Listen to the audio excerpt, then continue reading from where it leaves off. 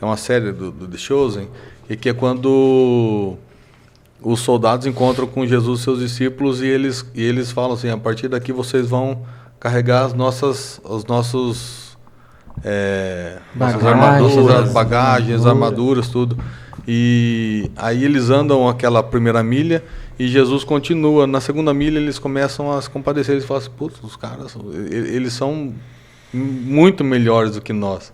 Tipo assim, eles se sentiram mal porque se tivesse acabado ali na primeira milha ali... Era só mais um. Era só mais um ali que tinha passado. Agora, a partir do momento que eles andaram a segunda milha, aquelas pessoas que queriam humilhar os judeus que estavam ali, eles se sentiram mal do que eles estavam fazendo. Então, eles, querendo ou não, eles perderam aquela batalha ali, né? Sim. E aí eu vou aprofundar em uma pergunta aqui. Ele ia falar apimentar. Eu ia falar apimentar, mas eu sei que vocês iam... Obrigado. E eu vou soltar essa pro João, que é convidado, que tá aqui. Porque assim, mais uma vez, a gente tá falando em conflito, tá falando em guerra, a gente tá vivendo um mundo que é o tempo todo cheio do caos, né? Mas por que quando a gente olha lá em Isaías 9, tá a profecia, né, que vai vir Jesus e tudo mais, e diz, né? Isaías 9:6, é um verso muito conhecido, que diz, porque um menino nos nasceu, um filho se nos deu. O governo está sobre os seus ombros. E o seu nome será Maravilhoso, Conselheiro, Deus Forte, Pai da Eternidade, Príncipe da Paz. E aí por que Jesus, ele é chamado de Príncipe da Paz, sendo que o que não tem aqui é paz? E por que tem isso? Por que tem esse chamado de... Não sei se eu apimentei muitas coisas aqui, ou se eu compliquei pro seu lado, João. Mas você tá aqui pra isso. Vou aproveitar, vou usar. Por que tem esse nome de Príncipe da Paz, sendo que o que a gente vê aqui é totalmente contrário, não é paz? Eu acho tão bonito que Isaías aqui ele tá fazendo uma construção de textos, né? A Bíblia, ela tem várias conexões entre os textos delas, né? Em teologia nós chamamos isso de intertextualidade, né? Que é os textos se ligando, se conectando. Então tem muitas conexões nos textos bíblicos. Especificamente aqui em Isaías, capítulo 9, verso 6. Então começa falando assim, porque um menino se nos nasceu. Levando a nossa mente, direcionando a nossa mente lá para Gênesis capítulo 3, versículo 15. Onde Deus diz para a mulher que um dia viria o descendente dela, que esmagaria a cabeça da serpente e a serpente feriria o calcanhar dele, né? Então, um menino um dia nascer. É tão interessante que no capítulo 4 de Gênesis, Adão e Eva pensavam que o Caim era esse descendente. Mas agora o descendente estaria sendo prometido aqui no texto de Isaías e estava sendo jogado para o futuro. Então não era Caim, né? E eles perceberam também que na vida do Caim não era mesmo Caim, né? Então um filho se nos deu. O governo estava sobre o seu ombro. Então, mais uma vez, jogando lá para Gênesis, quando o Jacó faz a sua profecia sobre cada um dos seus filhos e coloca a mão sobre Judá e fala que do Judá viria a descendência, né? Judá fala que Judá é um leãozinho, né? Que viria o leão dele, que o cedro nunca se apartaria de Judá, né? Então, o governo estava sobre os seus ombros, representando, mais jogando a profecia bíblica lá para... lembrando as pessoas da profecia bíblica lá de Gênesis, certo?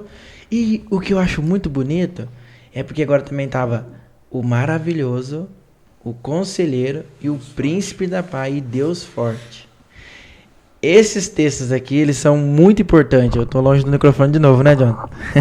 Ei, Joe!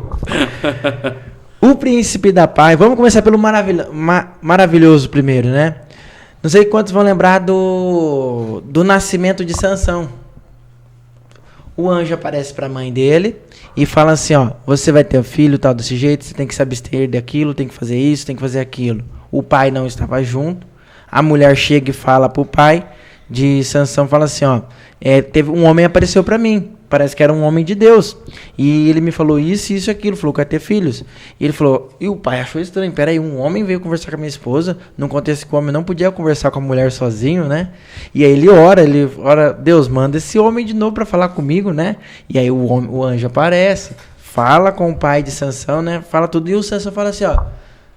Como é seu nome? Para eu poder depois venerar você, né? Prestar honras ao seu nome.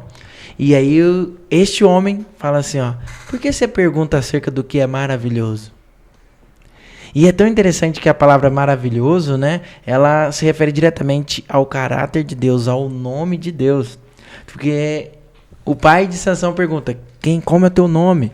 E aí aquele ser, ele entende que não era qualquer ser, era o próprio Deus que estava com ele. Era o próprio Deus que aceitou uns sacrifícios ali. Esse era o Deus que estava falando. Ele era o príncipe também, porque do mesmo jeito que apareceu com o pai de Sansão, foi assim com o Gideão. Quando Gideão, o anjo do Senhor aparece para ele, e aqui é uma expressão muito legal, porque na língua hebraica não aparece anjo do Senhor, aparece Malak Elohim. Aparece o anjo Deus. Então não é o anjo do Senhor. Na língua hebraica, na língua original, é o anjo Deus que aparece para as pessoas. E toda vez que este anjo aparece, que é o anjo Deus, que é o próprio Deus se personificando em um anjo, ou ele recebe adoração, ou ele recebe sacrifício, que também demonstra adoração, né?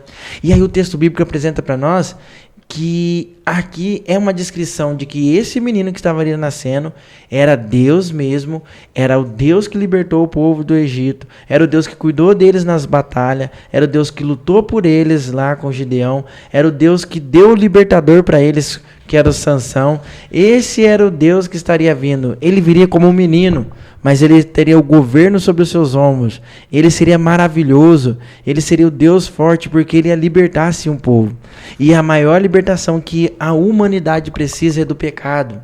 Desse mundo de dor, sofrimento. Ninguém mais aguenta ver morte, ver tristeza, ver acidente, ver doenças. Ninguém aguenta mais ver roubo. Viver em paz. Todo mundo quer viver em paz. Não quer viver mais no meio de tristeza, dor e aflição, né?